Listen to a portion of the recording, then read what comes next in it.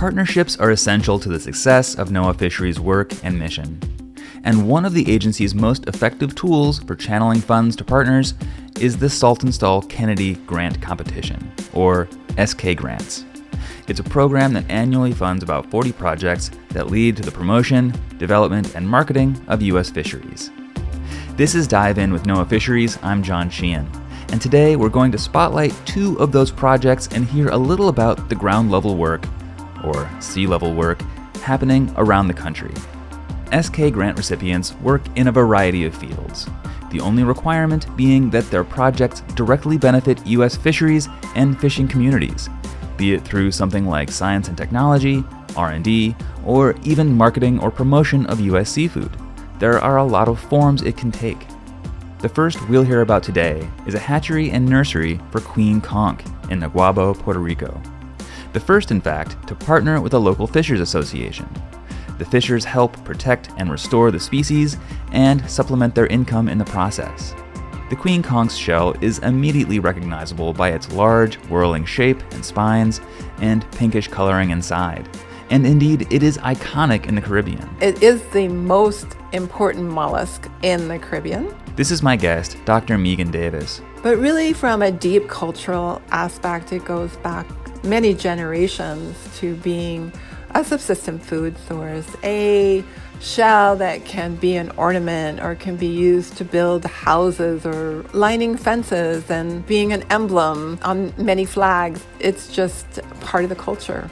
Dr. Davis is a research professor at Florida Atlantic University, Harbor Branch Oceanographic Institute, one of the founders of the Naguabo Aquaculture Center, and who works in partnership with Carlos Velasquez, president of the Naguabo Fishing Association, and Raimundo Espinoza, founder and executive director of Conservación Conciencia. Queen Conch are overfished, and were recently the subject of a proposed rule change that would list them as threatened under the Endangered Species Act. Dr. Megan Davis, thanks so much for coming. Welcome to Dive In with NOAA Fisheries. Thank you so much, John. It's really a pleasure to be here. So up front, we should acknowledge that we're recording this the day after Hurricane Fiona has kind of gone through the Caribbean. Could you tell us how the lab is in Puerto Rico, and is everything okay? Yes, thanks for asking. We've been following this storm, this tropical storm that turned into a hurricane over the last couple of days. I've been in and out of touch with the team down there, and everybody's safe, so that's really great. But there's been a lot of flooding. The whole island is out of power. So the lab did survive, and so we're very grateful for that. And we're on backup power right now to keep the conch alive and keep water flowing. That is at least a small bit of good news. And we'll talk a little bit later about how hurricanes, unfortunately, are one of the big challenges for this project and for the region. But first, let's back up a second and talk about Queen Conch. How did we get to this point? How did Queen Conch come to be overfished? Well, it is a species that's relatively easy to catch, being a slow-moving mollusk that's found in shallow waters, but also into deeper waters. It can be found, I think people have found it as deep as 200 or 300 feet, but that's not typically the fishing range. The fishing range would be more in the shallows to maybe 10, 20 feet, all the way down to, let's say, 100 feet, depending on if scuba gear is allowable for fishing. So because of that, it is easy to be able to collect it. It's also known as a very delicious food.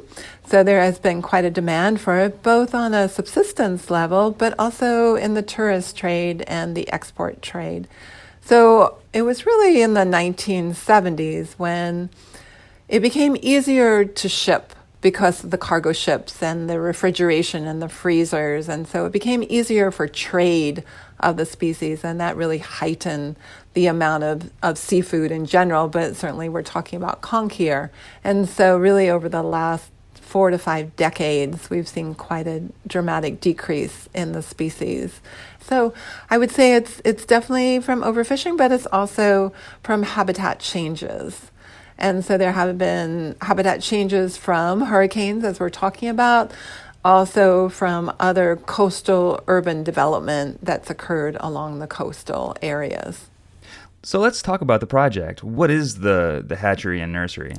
So we have a hatchery and a nursery in Puerto Rico in a place called Naguabo. It's actually on the Malecon of Naguabo, so down by the seashore on a beach called Juqueras Beach. And our project is located inside a fishing association. So I can tell you more about that, but let me explain what a hatchery is. So a hatchery is a place where you bring eggs from the queen conch and you hatch them. You raise them through their larval stage. You feed the larvae phytoplankton, which is microscopic algae, and then they metamorphose into these tiny crawling benthic snails. And then they go into the nursery, which is where they're raised up till about 12 months old. And then at that point, they can be restored into the habitats, into the wild. And you mentioned that that the hatchery is run along with a fishers association. Could you describe that? Sure. So this hatchery and nursery, which we actually call the Naguabo Aquaculture Center, would not be possible at all without the partnerships that we have. My co-PI on the project, who's Raimundo Espinoza, he is the executive director of Conservación Conciencia, and that's a Puerto Rico-based conservation organization.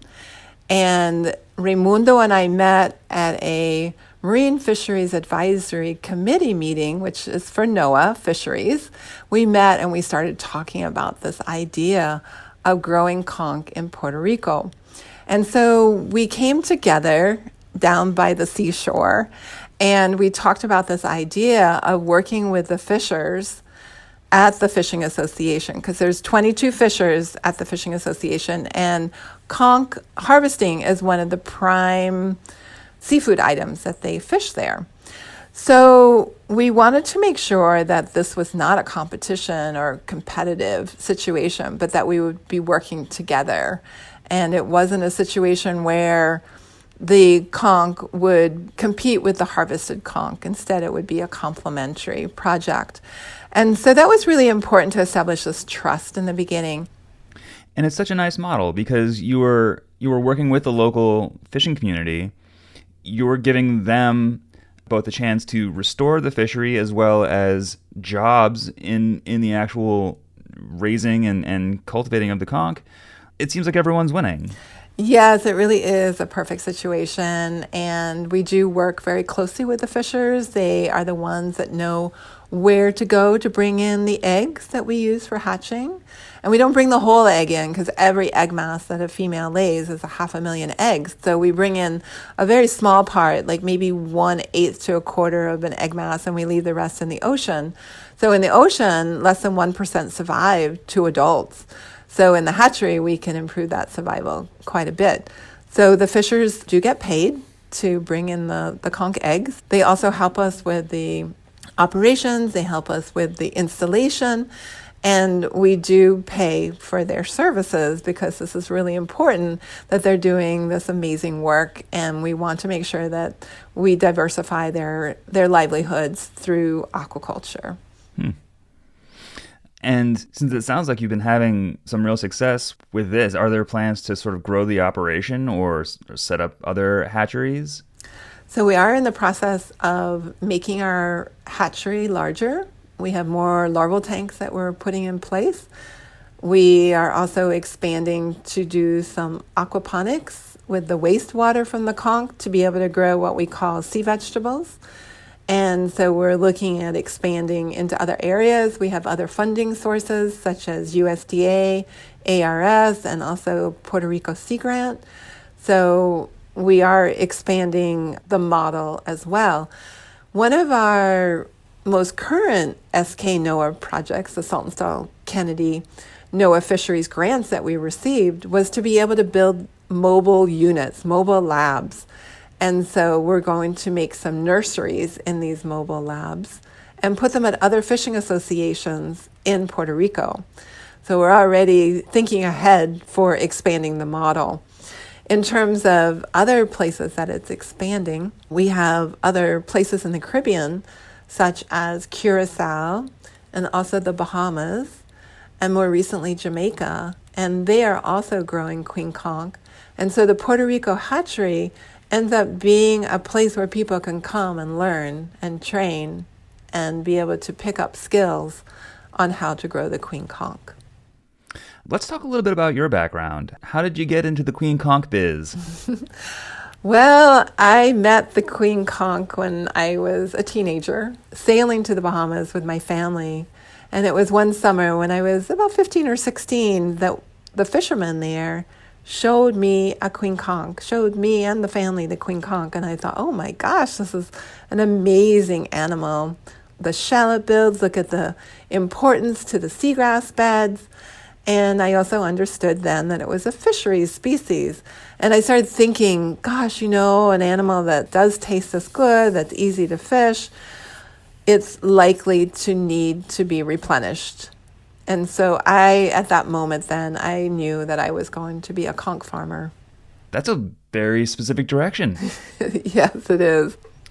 You touched on this a little bit just now, mentioning that, how important conch are for the seagrasses as well. Can you talk a little bit more about sort of their role in not just the food chain, but in sort of their habitat?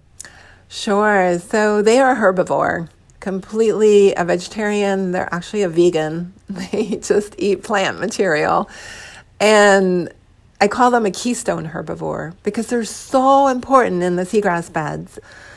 They graze all the epiphytes. So they don't actually eat the seagrass itself, but they eat all of the little diatoms and all the little epiphytes that are attached to the seagrass blades. So as they clean off the seagrass blades, it gives the seagrass blades the opportunity to have more exposure for photosynthesis, which in turn helps them to grow and flourish. And we all know that seagrass beds are such an important carbon sink. So in many ways, the conch is like the biological engineer that's going around and cleaning up, like a little vacuum cleaner, a little Hoover, and helping maintain these important seagrass beds. And let's talk about some of the challenges besides overfishing that we mentioned, specifically hurricanes. Hurricane Maria was devastating to Puerto Rico for a lot of reasons, but also took out a lot of the conch population, right? Yes, it really did have quite an effect on the shallow water conch populations. And still to this day, there's very few that have come back into that area. These hurricanes do a couple of things. They bury the conch because of the sediment shift, but they're also burying the seagrass beds, which is the natural habitat. So there can be quite a decrease then in the shallow water populations. The deeper water populations, fortunately, are like a refuge. And so they do help to maintain the population. And over time, the hope is, and we do see some juveniles that are starting to come back into the shallow area. And so, you hope over time that it can be replenished, not only through natural recruitment, but also through the restoration from the hatchery. Dr. Megan Davis, thanks so much for talking with me. Thank you so much, John, for this opportunity to share the work that we're doing, and really appreciate this time. Dr. Megan Davis is a research professor at Florida Atlantic University, Harbor Branch Oceanographic Institute, and one of the founders of the Naguabo Aquaculture Center.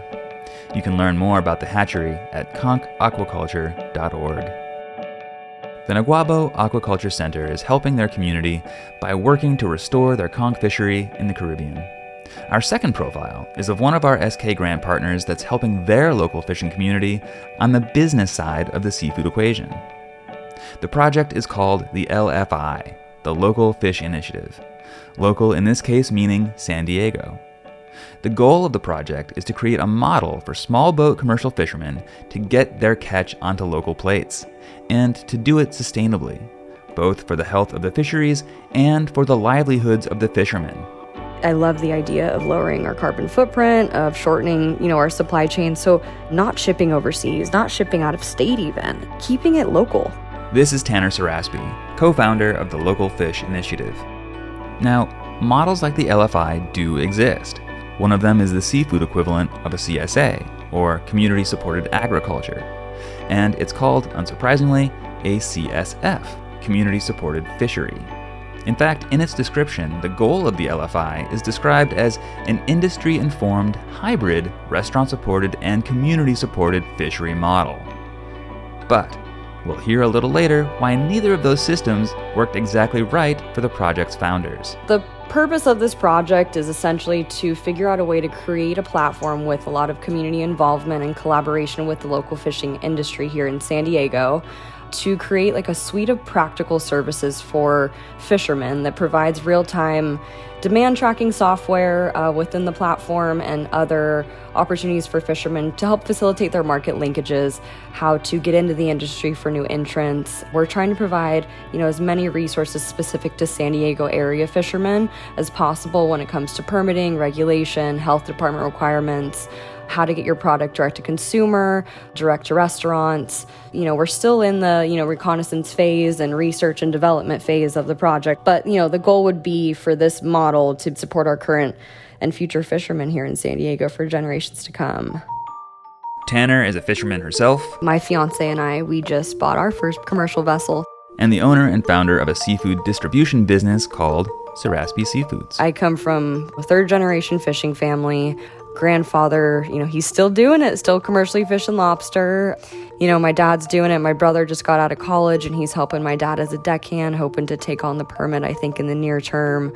I got uncles, cousins, so it's super deep-rooted. She is, putting it mildly, very invested in San Diego and the local fishing community. I worked as a manager at my family's fish processing plant throughout college. My mom started that business from the ground up. Started selling my family's catch to our hometown chefs at 21. Within a year, took off. We had over 100 chefs in San Diego interested in buying our products. She started her business about 5 years ago, and things were going great. And then, Between COVID, between being a startup that kind of bootstrapped it, it's been a lot. Because when the restaurant shut down, my uncle, his brother, they were all kind of in denial that this pandemic was going to impact their fisheries. Once the news announcements went out that the restaurants were closing, it was kind of one of those panic situations for me where we don't sell any of our products frozen. As soon as the fish hits the dock or the live spot prawn hits the dock, you're on a timer. It's like, how quick can you get it out to the consumer or to their chef? It was tough. During COVID, we post up at elementary schools and local parks. People would have their orders. It gets really challenging when you get into live seafood and everything varies by weight. Seafood must be charged by the pound. This trial and error approach is sort of what led to their SK grant proposal to the local fish initiative. At first, they thought it would be more of a CSF. And it came down to this lack of infrastructure in San Diego in specific. I think the California coast in general, we lack a lot of waterfront infrastructure for processing, for offloading. And if you want to sell to the consumer is very unlikely to buy that 30-pound yellowtail. They are more likely to buy, a filleted product, skin off, there's no bloodline. They don't want to deal with that. And fishermen don't have the agency or ability to process their catch. So that's where we came up with the CSF-RSF hybrid. Remember, that's a community-supported and restaurant-supported fishery model. We have these incredible relationships with some of these, very high-end top restaurants, and they are more than willing to work with us to figure out a better way to get products direct from fishermen. They ask me all the time, how do I get uni? I don't want to buy it from the wholesaler. A lot of the time, the product's dead. The product's not of quality we want. We know there's fishermen in our backyard catching these. How do we buy them? All of this to say, Tanner and her team are basically building a new model from scratch. So that's what the goal is with LFI, is how do we create this technology that serves as a toolkit that provides this suite of practical services. So, it'll facilitate market linkages, shorten the supply chain, and give the distribution agency to the fishermen. So the way we looked at it is somewhat of like a matchmaking service for fishermen. They're gathering input and feedback from fishermen and chefs alike, all in furtherance of the goal to, quote, protect the state's oceans while supporting a fully transparent and viable fishing community. My quest in the beginning as a fisherman's daughter, it was, I want to deliver the freshest possible catch. And it kind of expanded into this more like grassroots mission, I guess. I wanted to I wanted to make my mark, revolutionize the industry. So I would think of this as a solution to not just help, our family business, but to help other family businesses and small scale operations like ourselves. Tanner Saraspi is the co-founder of the Local Fish Initiative and the founder and owner of Saraspi Seafoods. You can find more about the project at localfishinitiative.com. You can also learn about other SK grant recipients or how to apply for one at our website, fisheries.noaa.gov. I'm John Sheehan, and this has been Dive In with NOAA Fisheries.